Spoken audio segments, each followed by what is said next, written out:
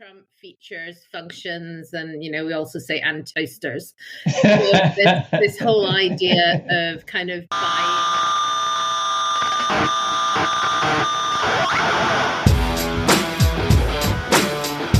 Hello and welcome to the fifth of our Think Like a Brand, Not a Bank midweek mini-series of the Rockstar CMO FA Marketing Podcast, based on the book of the same name by my chum Liz High and her co-author Alison Netzer. Happy Hump Day. I hope you're having a good week. Regular listeners, do not adjust your sets. Yes, it's Wednesday and we'll be back as normal on Saturday. In a moment, you'll hear from Liz, an insight ninja, marketing strategist, speaker, and author who has worked with some amazing brands and more recently has focused on supporting fintechs, banks, and credit unions to embrace brand thinking and has written a book about it. I'm your host, Ian Truscott. I'm no rock star, but a seasoned B2B tech CMO with a marketing book buying problem. And don't be deterred by Not a Bank in the title, as I'll be on hand as there's plenty of general marketing street knowledge in the research and insights found in this book. Speaking of which, Liz's book describes 5 principles. Last week, we talked about a third of those. Cue the remix. This week, we look at the 4th. Remember, product isn't what it used to be.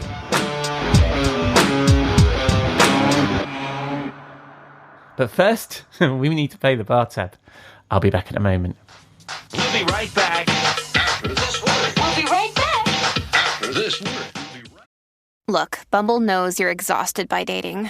All the must not take yourself too seriously and 6'1" since that matters. And what do I even say other than hey? Well, that's why they're introducing an all-new Bumble with exciting features to make compatibility easier, starting the chat better, and dating safer.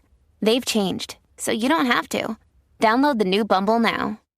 You may know you're listening to this show along the Marketing Podcast Network, but did you know there are other great shows on MPN to help your business?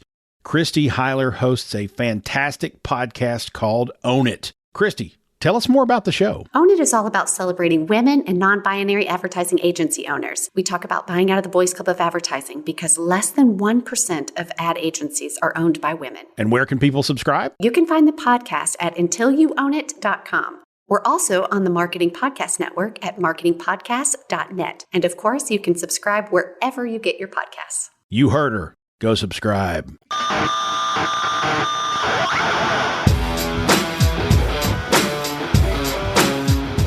Welcome back, Liz, to our little mini-series, Think Like a Brand, Not a Bank. How are you? I'm very well, thank you. Jolly good. And beautiful weekend in the California sunshine. So yeah. I'm back to cold and rainy Seattle now, which is actually quite nice. And normally we're saying it's a Monday morning for you, but today we're doing it on Tuesday. So yeah. You had a little bit of a break. Mm-hmm. Yeah. So what we're going to talk about today is the 4th principle from your book. Remember, product isn't what it used to be. Tell us, why is it that product isn't what it used to be, Liz? Well, I think particularly in the world of banking, which has always really been defined product first. Right. It's been the way that businesses are built, the way that leadership teams are created and structured is very much around the idea of product, and product being mortgage, bank account, etc. And you've touched on that before, in that's the way these organizations are kind of siloed, isn't it? And you're very focused around those individual products. Yeah, exactly. But if you think about, and Google what matters to Gen Z, and you'll find that the primary thing that matters to the next generation and millennials as well is a sense of choosing brands and institutions that reflect their values. Right. Yeah? Anyone can sell a mortgage. Anyone can compete on rate. But in that scenario, the future decisions are going to be made around, do I believe in this institution?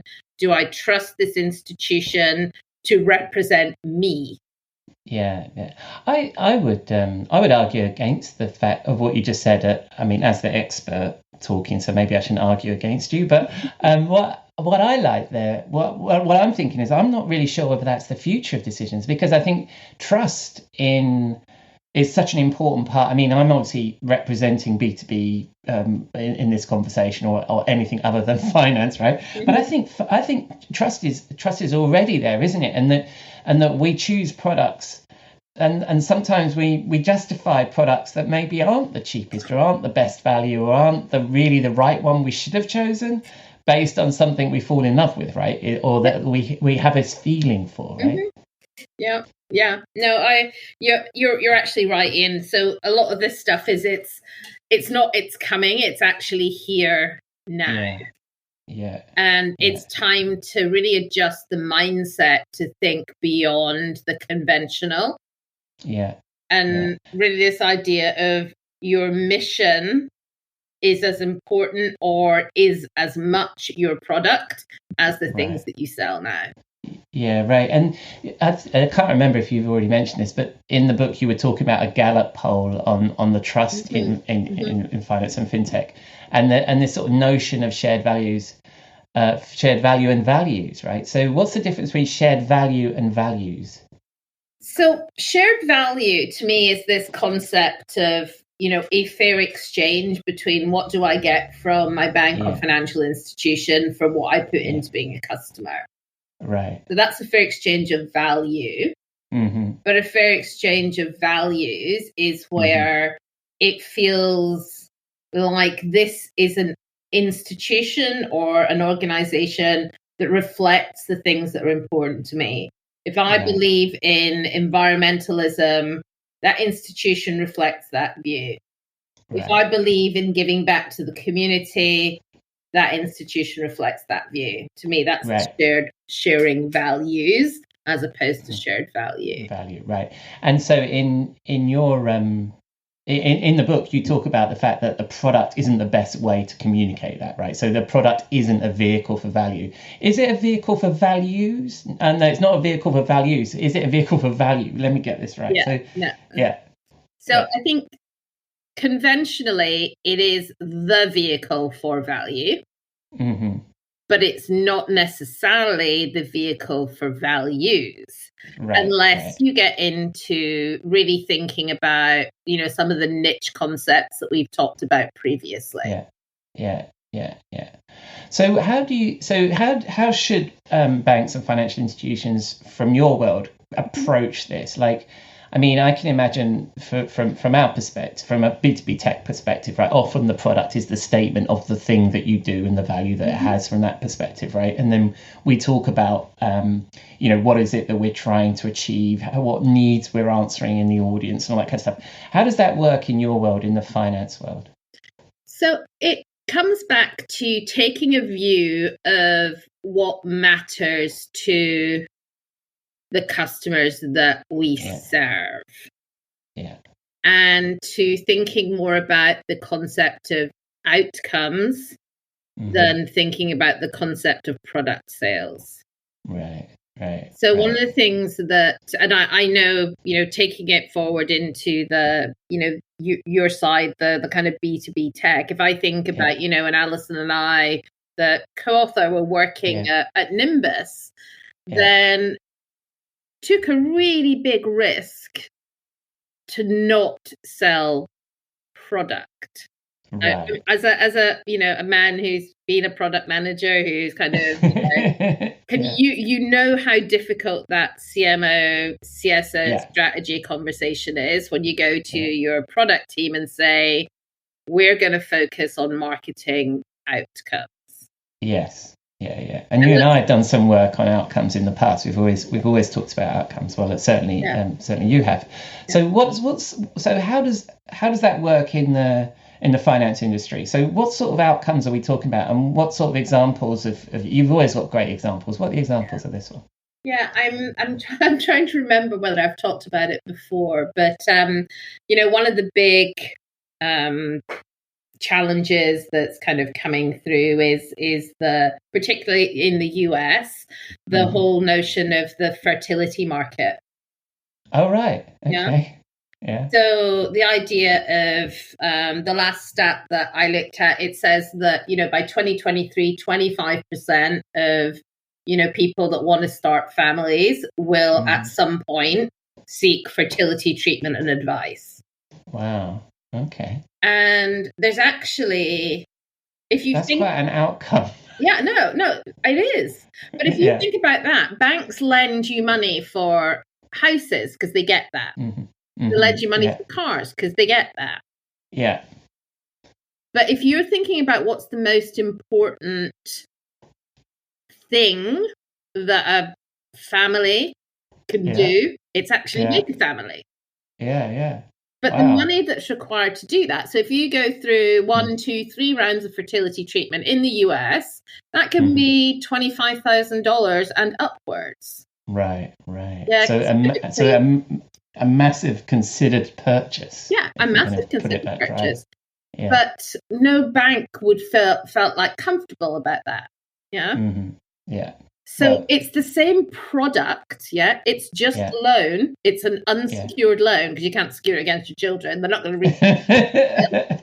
But it's an unsecured loan, which is a perfectly comfortable product. Yeah. But if you think about your mission is about helping families to achieve, their goal, then that's a very different, that's a mission, that's a purpose. It's not a product, but it's still a product. The conventional bank can deal with this as a loan. Future financial institution needs to think about what are the milestones, the moments that really matter to customers, and then how can I deliver those using a product, but without making that my product. And that's where kind of brands really come into play there. Right. And you could do that around any life event, presumably, like people getting married. There's a huge amount of expense there, isn't there? And you could think about, at the moment it's easy for banks, like you say, because of the security, I guess, is that it's easy for them to think about first car, first house, that kind of stuff. But there's these other unsecured things that we all need finance for. That you could build something around. You also have talked about banks that are very much focused on serving a particular community. And I think in the book you talked about Studio Bank in the US, a bank for artists. So that's also part of this mission, isn't it? And the values and value exchange that you were talking about. So Studio Bank, unsurprisingly, is in Nashville, one of my favorite cities in the US. Has a super vibrant music scene. Everybody is a writer. Everybody is a singer-songwriter. Everyone is a musician. I have not been in a single Uber ride in Nashville where I haven't been being driven by a musician or a songwriter. And it's a hustle culture. It's one of the hardest industries in the world. So Studio Bank was set up specifically to deal with, you have irregular income.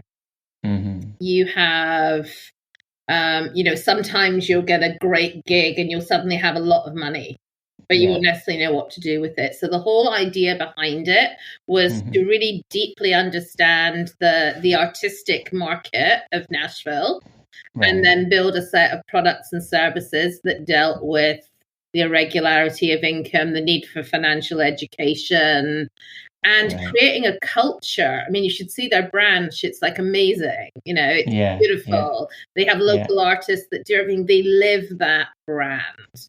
Right. And that's a perfect example of creating almost a safe haven.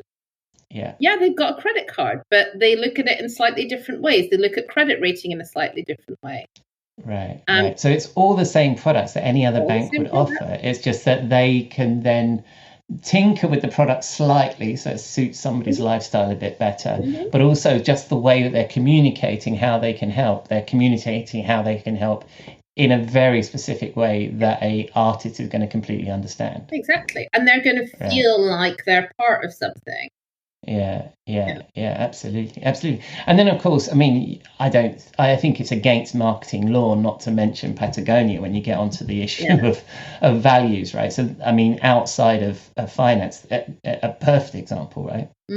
Yeah. Now, I think, they did it was a mic drop when they did their whole kind of, we're purposing out, It's just, goes beyond. I think that move, really challenged everything about what brands need to think about, and it challenged everything about what purpose means. It's like it's the epitome, it's the very, very top of the pyramid.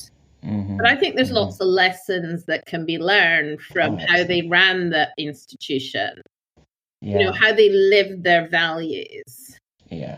I think, and I think that brand is going to stand almost more for the values of what it does than the products that they sell, right? I think more of us are almost, there's probably a body of people that know Patagonia for their values more than they know them for their products, or have experienced their products at least, right? So that's really interesting. And I mean, it's like when HubSpot first started, I think it was HubSpot, they started with a content marketing strategy that was based around outbound. They wanted to be useful, they wanted to define themselves around a particular marketing challenge, and very much focused on that, and became the people best known for inbound marketing, not outbound marketing, for inbound marketing, right? And they define that term. So you see these little examples everywhere, don't you? So, but this is just our little short midweek episode. So from this section of book, from your fourth principle, remember product isn't what it used to be. What are the three things we need to take away from this, Liz? So I think that the whole thing about really grounding in your mission, and the idea of finding, your purpose, and we just said we're not all going to be Patagonia, but if you really think about making your mission your product. Right. And when we talk about mission, it's not your mission statement. Your mission is not to help your community. Your mission is what's the essence. And actually, I prefer the word purpose to mission. So your purpose for being. Like we said, Studio Bank, the purpose to help artists manage their money. Right. Patagonia, to protect and love and enhance the planet. Find your purpose and really focus on that. Just on that quickly, because I think we mentioned this a couple of episodes ago, but you can create these sub brands that are focused on this, right? So if you're if you have a specific, particularly in the world of finance, right, is you want to create this little place for a particular community. Let's call it a place. I don't know. It's a set of products and services. But this could be a sub brand, couldn't it? It absolutely can be a sub brand, and my belief and what we kind of stand behind in the book is that could often become, because it is more meaningful, it's more outcome focused, it could become the leading strategy for the growth of a financial institution. Right. So we got to make our mission our product, or make our purpose our product, which I think you prefer. And I quite like the alliteration there. Is it the right word? Alliteration, purpose and product there. What else should we take away from this section? Okay. Another bit of the alliteration for today is the outcomes trump features, functions, and we also say and toasters. So this whole idea of kind of buying customers through products, through rates, through free gifts, through whatever. It's not about that. It's got to be about what does the product you sell deliver. Right. So the whole kind of, the example that we just talked around in terms of the, fertility loans. I always talk about, Future Family is the kind of standout brand for me there. And that is all about doing what matters to customers and making that your product, not the fact that you're making a loan. Right. That's good. So the third thing? The third thing is the conversation that we had around shared values is really what can create shared value. And in this new world of purpose-led institutions and brands, then it's about emotional connections delivering a much deeper and connected sense of value and a sense of shared purpose when you choose a bank or a brand. Right. So the future of value is shared value, is what I've got in my notes here. Yeah. No, I like that. But you can't go too crazy with this stuff, right? Because you still, I mean, this brand purpose thing seems to have gone a little bit far with some people, but it's still absolutely part of that. You know, that purpose needs to be connected with your customers and connected with your products and all tied up together, right? So that's splendid. Thank you very much, Liz. And so that's wrapped that up for this week. I think next week we're going to talk about your 5th principle, which is coach and compose. I'm looking forward to that. So that'll be in Think Like a Brand number 6. We're getting ourselves confused. Think Like a Brand number 6, where we do principle number 5. But anyway, I look forward to that. And so I'll talk to you next week, Liz. All right. Have a great week. And I'll speak to you. then. Take it Cheers, easy. Liz.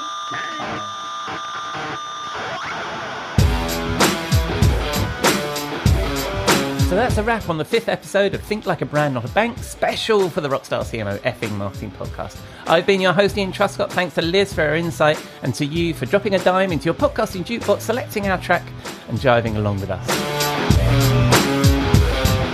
I will include all the links to Liz and her book in the show notes, which you can find on your favourite podcast app or at rockstarcmo.com, where you can also find all our previous episodes.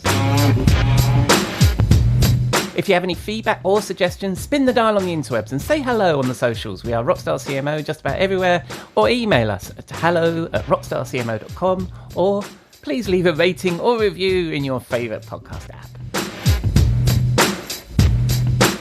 I'll be back with our usual show on Saturday with Jeff and Robert, and Kathy McKnight will be returning in the backstage guest slot. I hope you'll join us for that. Until then, enjoy the rest of your week, and thanks again for listening to Rockstar CMO FM.